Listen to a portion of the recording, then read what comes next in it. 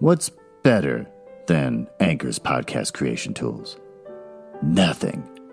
Mankind has always searched for evidence of God's perfection, and we found it. Anchor is the easiest way to make a podcast. Anchor gives you everything you need in one place for free, which you can use straight from your phone or computer. The creation tools allow you to record and edit your podcast so it sounds great. They'll distribute your podcast for you so it can be heard everywhere. Spotify, Apple Podcasts, Google Podcasts, and the lesser of the podcast platforms like Stitcher. You can easily make money from your podcast with no minimum listenership. I've made $5, and I've been doing this for 3 months. So, download the Anchor app or go to anchor.fm to get started. Guys, I really don't have anything to say. Nothing exciting has gone on in my life. I had the kids all week, and it was a short week because of the holiday, and it was the longest week on earth at work, which even went out with a bang at the very, very end of the day today, with a minor crisis that I handled like a champion. Yeah, the only stories to tell is just of me, of my kids. Yesterday, my youngest daughter, she has my old record player, and she's been wanting to use it, and I could never find a needle for it. I bought one on Amazon, and it was the wrong one, so that was really annoying. And bought a tuner to plug that thing into and everything, but just sat there. So yesterday, to cheer the kids up, because they've been having some annoying time at school, even though school's almost done, I don't know what they're complaining about, I said, let's go get records, because they love their record players. And I said, we'll buy you a needle, and we'll find a store, dang it. And then we'll segue into just all of us getting haircuts at Fantastic Sam's. And then after that, we'll get Chipotle. So we did that. We went to a store, got a bunch of records. They sent me to another store to buy an actual needle, which of course became hugely expensive. Because the specialty store deals with high-end equipment, but they're the only ones that's going to have a needle. And so that was ridiculous. I spent a lot of money on that thing. But got to make those kids happy. Then we all got haircuts. I got myself one of those really short on the sides and back and kind of long on the top hipstery haircuts, which is sad for me because I'm a middle-aged man. But I said I want something that looks a little bit of its times, and they said, what if we gave you the hipster haircut, but kind of toned down so it's not so over the top? And I said, okay. And the guy who was cutting my hair at Fantastic Sam's had a curly little mustache, and he also looked very old and sad. And so as we were talking about divorce, which was weird because my kids were also getting their haircuts, so I was sort of trying to change the subject, but boy, was he focused on it. I found out that he only graduated 1 year before me, and it was like two people from two different worlds talking, so I wonder what happened in that poor man's life to lead him to try to look really cool and fashionable, but also sad and tired and old with his mustache at Fantastic Sam's. I'll never know. The conversation kind of died when I didn't want to talk about divorce. Then he didn't really have anything to say at all. After that, we got Chipotle, delivered from whatever one of those delivery services are that go and get it for you and then bring it to your house. And a weird little soft boy came to my door, and he looked real sensitive and studious and bookish. And I said, do I have to sign anything? And he goes, no. And he turned around and walked back to his car. So that was pretty weird. This weekend, tonight, getting together with my boys, and we're gonna go hang out. One of them is gonna come here, and if I can get him drunk enough, maybe I can get him to be on my next episode, which might be too embarrassing, and I won't want to publish it. Then after that, it's just yard work. I got a whole backyard I gotta fix. Real messed up, but it's happening this weekend with the help of my brother-in-law, my brother-in-law's brothers. My brother-in-laws. That's pretty much it. I don't have anything else. I'm just gonna leave a lot of dead air here at the end.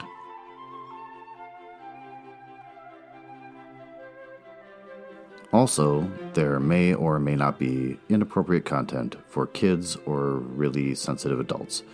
It's public domain books for the most part that I'm reading, so I think it's probably pretty safe, and you probably shouldn't worry about it. But I don't read any of this stuff before I start doing the podcast, so I'm kind of learning about the book as you do. And if anything really cool happens that's sexual in nature or involves a lot of swearing, I'm going to be pretty impressed, just like you, and maybe your kid in the back seat. Have you ever listened to a LibriVox recording and thought to yourself, who are these people? Who's the guy with the labored breath and the cats yelling in the background that takes the time to read Anne of Green Gables to me? I found myself more focused on the individual reading the book than the actual story itself.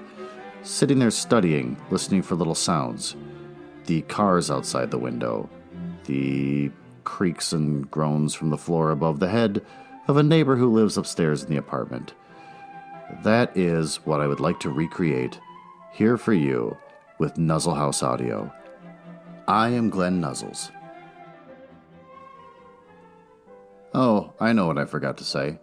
I mentioned about how I set up a YouTube channel to put my stuff up there, and pretty much ignore it. I just throw it up there and I never look at it again. Apparently I've been demonetized even though I never turned on the money, because just like Twitch, it keeps assuming that the music I have is not public domain music, which it is. So I got flagged for copyright violation and says that I will not get any money, which is fine because I never turned that on to begin with. YouTube's just the most annoying thing in the world. So back to the point. In our last chapter, chapter 11, The Great Adventure, we learned that Avis's dad couldn't get any work. He sort of got offered a position that he didn't take out of pride, which, in his situation, was dumb. He relied on that book. He thought that book was going to be his way to make money by his own standards. And that did not work out at all. Still kind of weirded out by he tried to cash in with his Sierra Mines stock. Just because it's like saying I'm against oppression of the working class, but I've got a lot of stock in Nike that, uses a lot of child labor. So I'll cash in on that and just live on that for a while and then really get the message out about oppression. So that seemed a little weird to me. They moved to a San Francisco slum. And Avis does nothing to contribute. Ernest is still floating around in their slum, not eating as many bologna sandwiches as he was used to in the mansion. But he's trying to get a job as a senator. Avis adds nothing. She just kind of keeps floating around, uses what little of Dad's money there might be to just go out and get coffee and stuff. We learn that Avis gets married to Ernest, which should be cute. I mean, it's the perfect marriage. She worships him as if he's Christ, which is called out multiple times, and he just is cool with being worshipped, and it doesn't bother him. That's a relationship that he feels is completely healthy.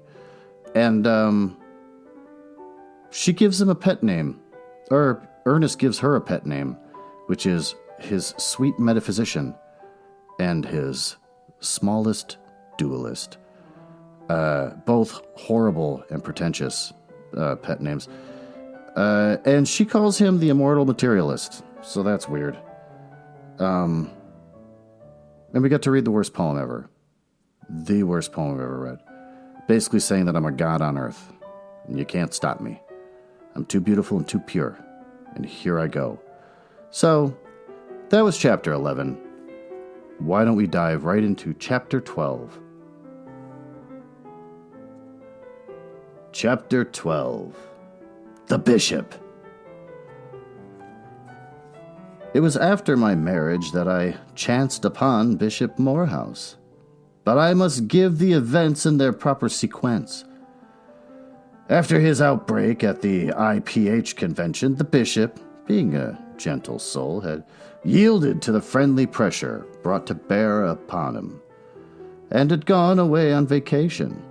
But he returned more fixed than ever in his determination to preach the message of the church, which is to scoop up prostitutes in your broham. To the consternation of his congregation, his first sermon was quite similar to the address he had given before the convention. Again he said, and at length, and with distressing detail, that the church had wandered away from the Master's teaching, and that Mammon had been insatiated in the place of Christ. Instated in the place of Christ. And the result was, willy-nilly, that he was led away to a private sanitarium for mental disease, while in the newspapers appeared pathetic accounts of his mental breakdown and of the saintliness of his character. He was held a prisoner at the sanitarium. I called repeatedly, but was denied access to him. And I was terribly impressed by the tragedy of a sane, normal, saintly man being crushed by the brutal will of society. For the bishop was sane and pure and noble. As Ernest said, all that was the matter with him was that he had incorrect notions of biology and sociology. Oh, God, this guy. He just doesn't stop. He's always on. Also, I love that Ernest basically destroyed this bishop by showing him the horrors of the world that we never really get to learn about, but he sent the bishop off on all these midnight runs to show him depravity and whatever else. And so Ernest is single-handedly responsible for this man's breakdown and being taken away to a sanitarium. He doesn't really care. I mean, if he really wanted to show him this stuff, he could have shown it to him in a way that was a little bit more gentle, kind of ease him into it. But instead, he probably just, who knows what he did, but he did it apparently too fast and too quick, too furious. And now he's blaming that he just has incorrect notions of biology and sociology. Good old Ernest. He's going to make a great husband and father. And because of his incorrect notions, he had not gone about it in the right way to rectify matters. What terrified me was the bishop's helplessness. If he persisted in the truth as he saw it, he was doomed to an insane ward. And he could do nothing. His money, his position, his culture could not save him. His views were perilous to society. And society could not conceive that such perilous views could be the product of a sane mind. Or at least, it seems to me, such was society's attitude. But the bishop, in spite of the gentleness and purity of his spirit, was possessed of guile. He apprehended clearly his danger, and he saw himself caught in a web, and he tried to escape from it. Denied help from his friends, such as Father and Ernest, and I could have given, he was left to battle for himself alone.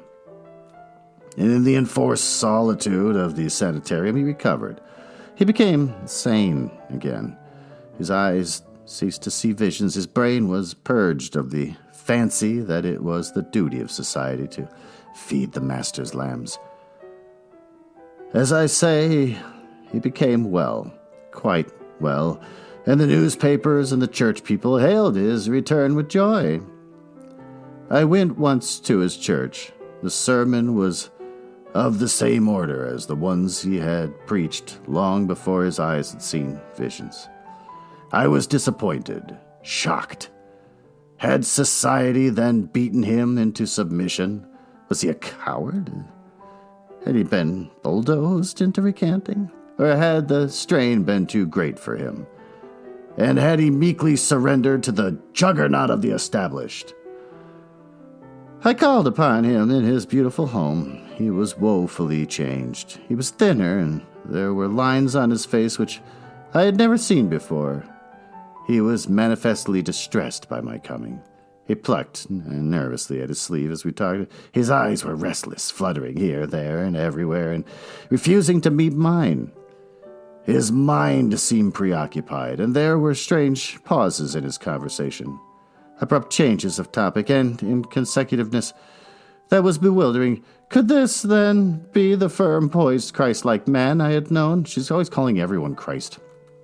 With pure, limped eyes and a gaze steady and unfaltering at his soul. He had been manhandled. He had been cowed into subjection. His spirit was too gentle. It had not been mighty enough to face the organized wolf pack of society. I felt sad. Unutterably sad.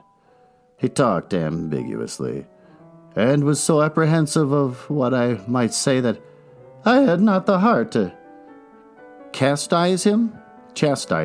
Okay, it's weird. I guess I've never seen chastised written before.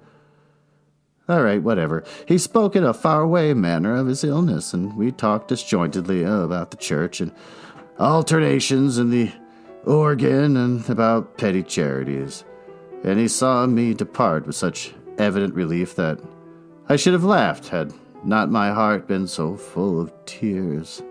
Oh, the poor little hero! ! If I had only known! He was battling like a giant, and I did not even guess it.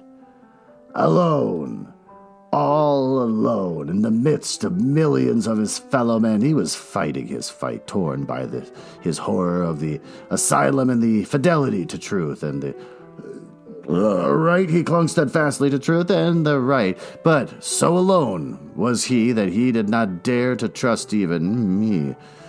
He had learned his lesson well, too well. But I was soon to know. One day the bishop disappeared. He had told nobody that he was going away, and as the days went by, he did not reappear. There was much gossip to the effect that he had committed suicide while temporarily deranged, but this idea was dispelled when it was learned that he had sold all his possessions, his city mansion, his country house in Menlo Park, his paintings and collections, and even his cherished library. It was patent that he had made a clean and secret sweep of everything before he disappeared. This happened during the time when calamity had overtaken us in our own affairs, and it was not till we were well settled in our new home that we had opportunity to wonder and speculate about the bishop's doings. Even then, everything was suddenly made clear. Early one morning, while it was yet twilight, I had run across the street and into the butcher shop to get some chops for Ernest's supper. We called the last meal of the day, quote, supper, in our new environment. Just at the moment I came out of the butcher shop, a man emerged from the corner grocery that stood alongside. A queer sense of the familiarity made me look again, but the man had turned and was walking rapidly away. There was something about the slope of the shoulders and the fringe of silver hair between the coat collar and the slouch hat that aroused vague memories. Instead of crossing the street, I hurried after the man. I quickened my pace, trying not to think the thoughts that had formed unbidden in my brain. No, it was impossible. It could not be, not in those faded overalls, too long in the legs and frayed at the bottoms. I paused, laughed at myself, and almost abandoned the chase. But the haunting familiarity of those shoulders and that silver hair! ! Again I hurried on. As I passed him, I shot a keen look at his face. Then I whirled around abruptly and confronted M. the bishop. He halted with equal abruptness and gasped. A large paper bag in his right hand fell to the sidewalk. It burst, and about his feet and mine bounced and rolled a flood of potatoes. He looked at me with surprise and alarm, then he seemed to wilt away. The shoulders drooped with dejection, and he uttered a deep sigh. I held out my hand. He shook it, but his hand felt clammy. He cleared his throat in embarrassment, and I could see the sweat starting on his forehead. It was evident that he was badly frightened. The potatoes, he murmured faintly, they are precious. Between us, we picked them up and replaced them in the broken bag. which he now held carefully in the hollow of his arm. I tried to tell him my gladness at meeting him and that he must come right home with me. "Father will be rejoiced to see you," I said. "We live only a stone's throw away." "I can't," he said. "I must be going. Goodbye." He looked apprehensively about him as though dreading discovery, and made an attempt to walk on. "Tell me where you live, and I shall call later," he said, when he saw that I walked beside him, and that it was my intention to stick to him now that he was found. "No," I answered firmly. "You must come now." He looked at the potatoes spilling on his arm, at the small parcels on his other arm. "Really, it's impossible," he said. "Forgive me for my rudeness, if you only knew." He looked as if he were going to break down, and at the next moment he had himself in control. "Besides, this food," he went on, "is a sad case. It's terrible. She's an old woman. I must take it to her at once. She's suffering from want of it. I must go at once. You understand. Then I'll return, I promise you." "Then let me go with you," I volunteered. "Is it far?" He sighed again and surrendered. "Only 2 blocks," he said. "Let us hasten." Under the bishop's guidance, I learned something of my own neighborhood. I had not dreamed such wretchedness and misery existed in it. Well, she said she lived in a slum. Of course, this was because I did not concern myself with charity. I had become convinced that Ernest was right when he sneered at charity as a poulticizing of an ulcer. Of course he's got to be a jerk. He's got like an opinion about everything. Remove the ulcer was his remedy.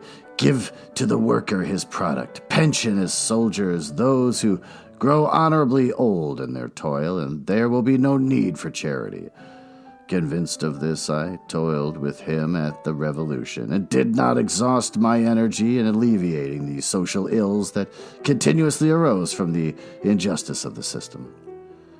I followed the bishop into a small room, 10 by 12 in a rear tenement, and there we found a little old German woman, 64 years old, the bishop said.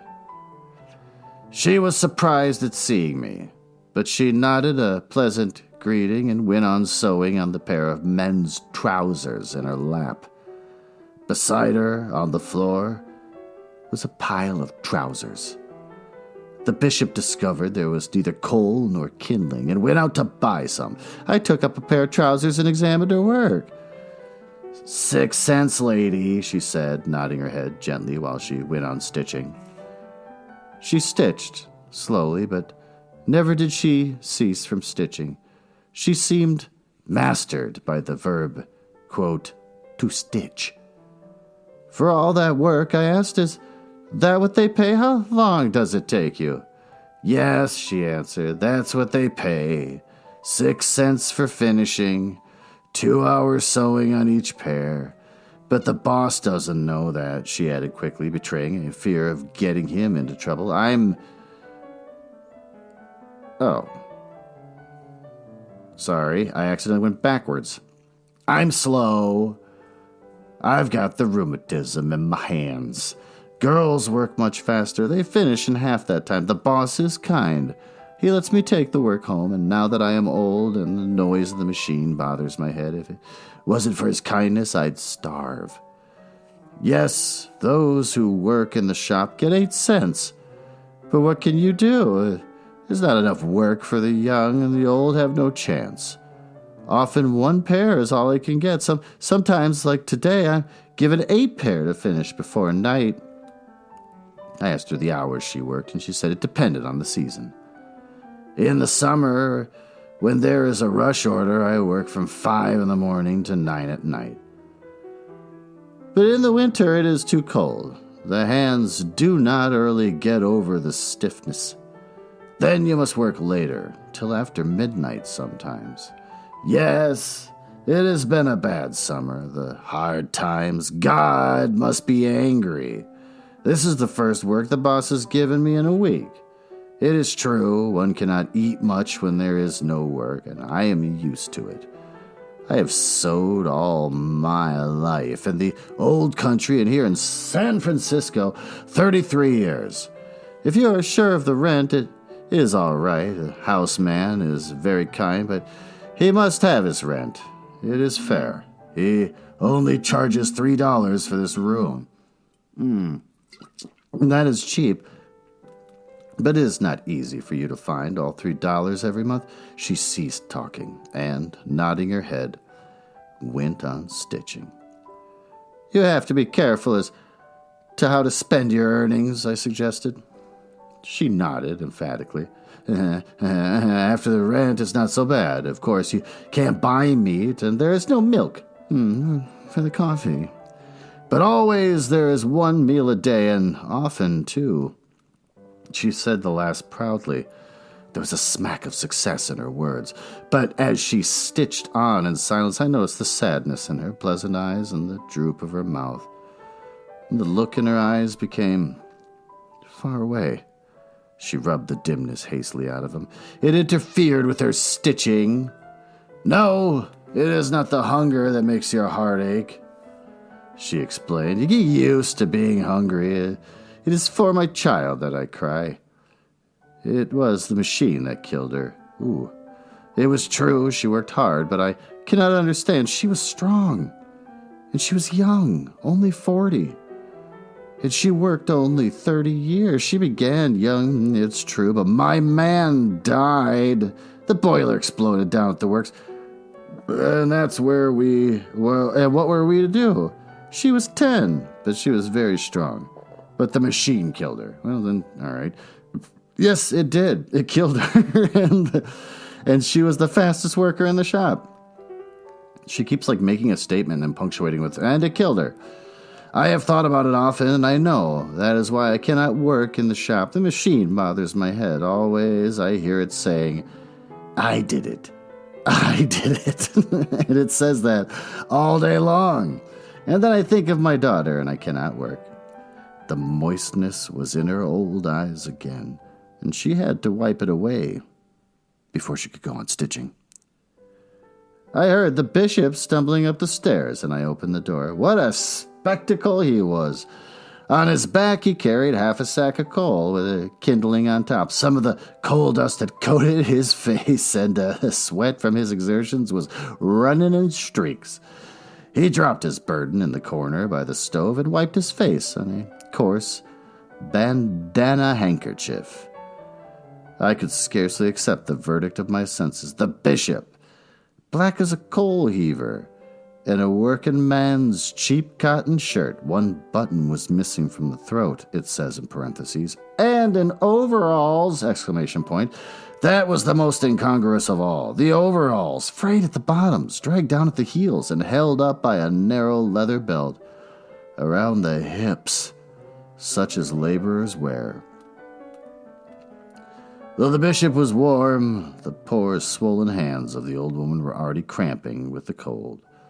And before we left her, the bishop had built the fire, while I peeled the potatoes and put them on to boil. I was to learn as time went by that there were many cases similar to hers, and many worse, hidden away in the monstrous depths of the tenements in my neighborhood. We got back to find Ernest alarmed by my absence. After the first surprise of greeting was over, the bishop leaned back in his chair, stretched out his overall-covered legs, and actually sighed a comfortable sigh. We were the first of his old friends he had met since his disappearance, he told us, and during the intervening weeks he must have suffered greatly from loneliness. He told us much, though he told us more of the joy he had experienced in doing the master's bidding. For truly now, he said, I am feeding his lambs, and I have learned a great lesson. The soul cannot be ministered to till the stomach is appeased. His lambs must be fed bread and butter and potatoes and meat. After that, and only after that, are their spirits ready for more refined nourishment. He ate heartily of the supper. I cooked. Never had he had such an appetite at our table in the old days, ungrateful, comfortable jerk. We spoke of it, and he said that he had never been so healthy in his life. I walk always now, he said, and a blush was on his cheek at the thought of the time when he rode in his carriage, his broham, as though it were a sin not lightly to be laid.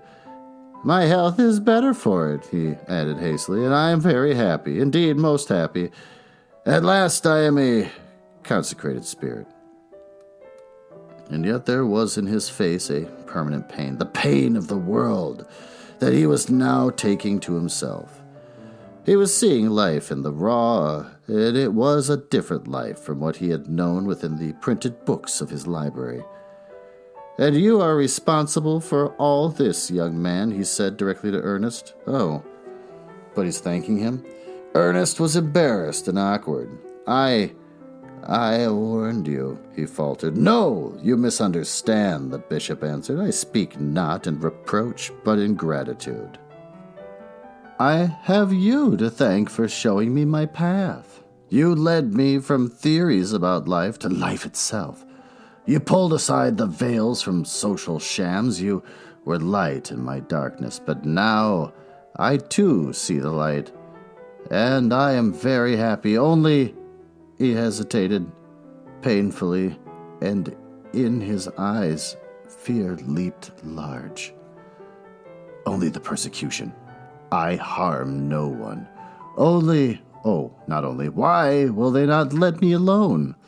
But it is not that, it is the nature of the persecution. I shouldn't mind if they cut my flesh with stripes, or burned me at the stake, or crucified me head downward.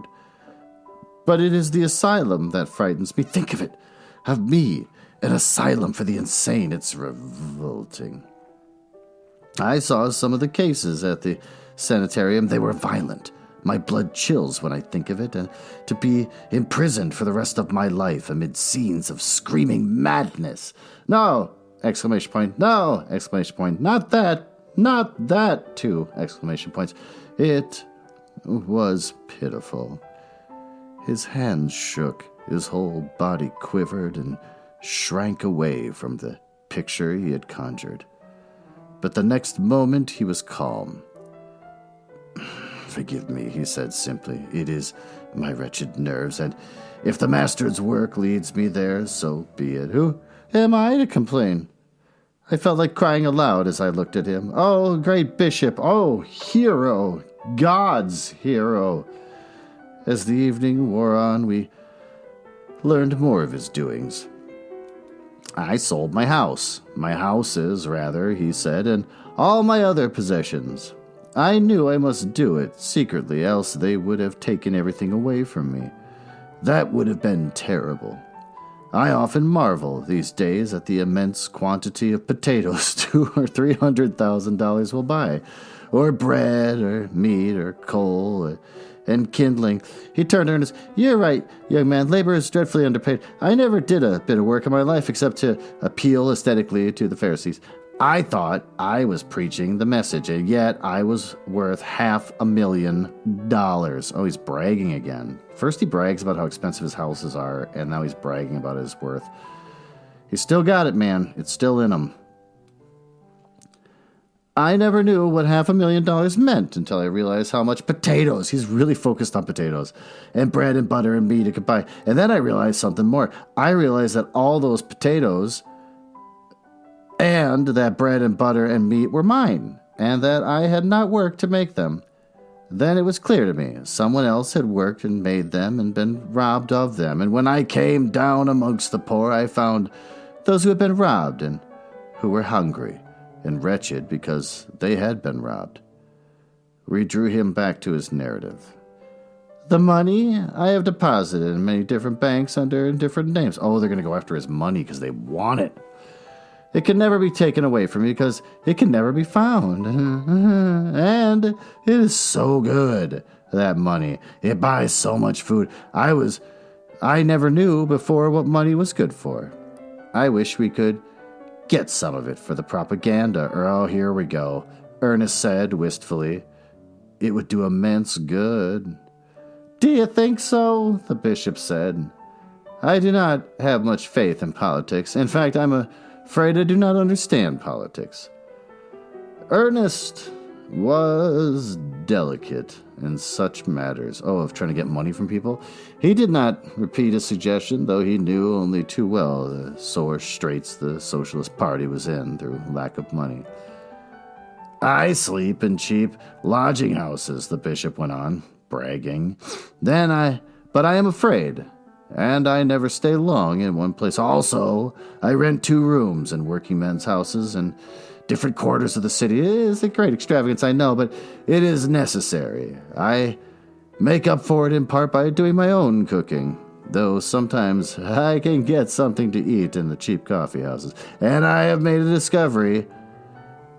Tamales are very good when the air grows chilly late at night, only they are so expensive. But I have discovered a place where I can get 3 for 10 cents. They are not so good as the others, but they are very warming. And so I have at last found my work in the world, thanks to you. Oh, he's not going to give him the money. It is the master's work. He looked at me, and his eyes twinkled. You caught me feeding his lambs, you know, and of course you'll keep my secret. He spoke carelessly enough, but there was real fear behind the speech. He promised to call upon us again, but a week later we read in the newspaper of the sad case of Bishop Morehouse, who had been committed to the Napa asylum. Oh, that's the one with the insanity experts.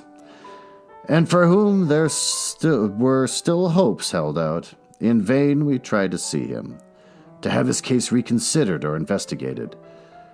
Nor could we learn anything about him except the reiterated statements that slight hopes were still held for his recovery. Christ told the rich young man to sell all he had, Ernest said bitterly. The bishop obeyed Christ's injunction and got locked up in a madhouse. Times have changed since Christ's day. A rich man today who gives all he has to the poor is crazy. There's no discussion. Society has spoken.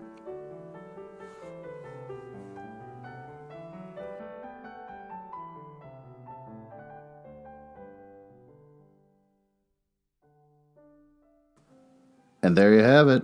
A real hot chapter. Let's get down to brass tacks. What did we learn today in Chapter 12, the Bishop? He gets sent to the loony bin. And then after that, he disappears. He does come back, and the papers praise him for his recovery. Because they just love, sort of like Room 101 in 1984, where you get converted and they celebrate you, but then they just kill you anyways. His is a longer process. He disappears then, and he hides all his money. And then Avis finds him when she's out getting meat for her man when he comes back. And then we find out that potatoes are real precious to the bishop. And after that, when the bishop shows up at their place and talks to them, he talks at length about how potatoes are so important. He takes her to go meet an old woman who he's getting the potatoes for, and she gets all up on men's slacks. And also she really hates this machine that killed her daughter, because when she works around the machine, it's constantly saying, "I killed your daughter," over and over all day long, which I'm sure is pretty frustrating. The bishop actually thanks Ernest for pretty much ruining his life. He could use his money and influence in other ways within the system to try and change things until the big revolution comes and makes the world better. But instead, everyone can just suffer and wait because he has gone through this journey with Ernest and ruined his own life, and now he's hiding his money, and he's in hiding himself. Then, when he tells Ernest, "I've got a bunch of money hidden away that no one can get at," Ernest says, "Boy, I'd like that money," or "my cause would like that money," not really thinking of the bishop or what the bishop's doing is a good thing, just kind of thinking of himself. And then the bishop gets locked up again in the Napa asylum with all those insanity experts. So there you have it. I hope you enjoyed the episode. I know I'm starting to enjoy this book a little bit more. Too bad the bishop's got to go away. He was the one character I actually sort of enjoyed or liked. But he's gone now. So hopefully I can care about somebody else, because right now Avis and Ernest are still just kind of mysterious caricatures, and I'm waiting for them to get fleshed out. But until then, I have been Glenn Nuzzles for you.